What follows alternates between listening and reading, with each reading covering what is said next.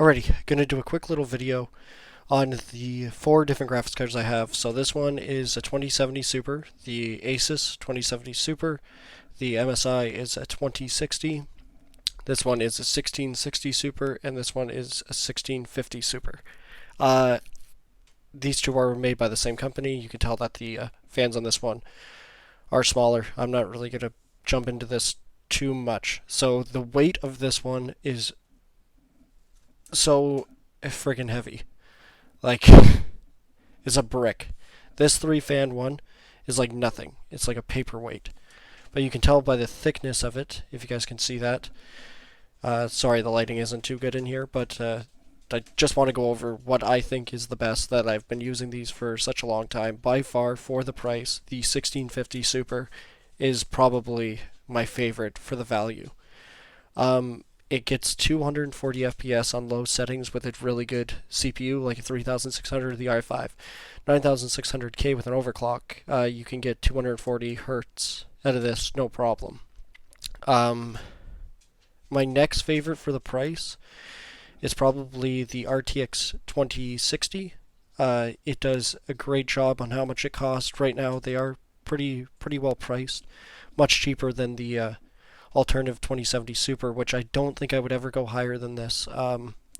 Mostly because if you have a 240 hertz monitor like this guy right here, you can't really get it in too many games, and to jump up to the next one, it just costs so much more money. I can get 240 hertz on Call of Duty, somewhat. I would say 180 in Warzone for the average part with a good CPU. And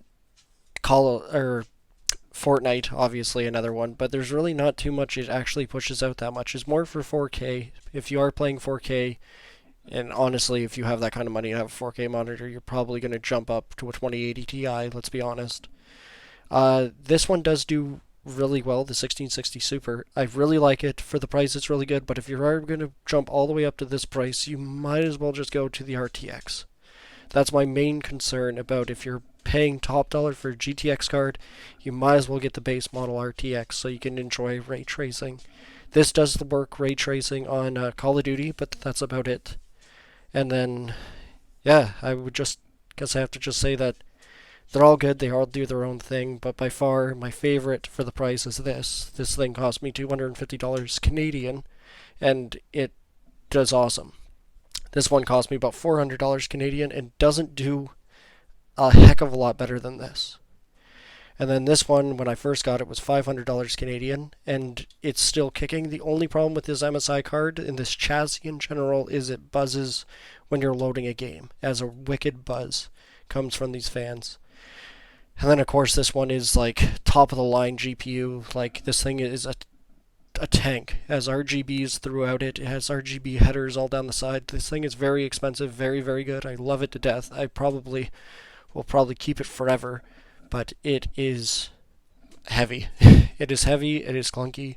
It isn't really necessary if you're playing lower setting games. You do not need a 2070 Super. I would recommend just getting the regular 2060 or the regular 2070. But yeah, I guess that's it.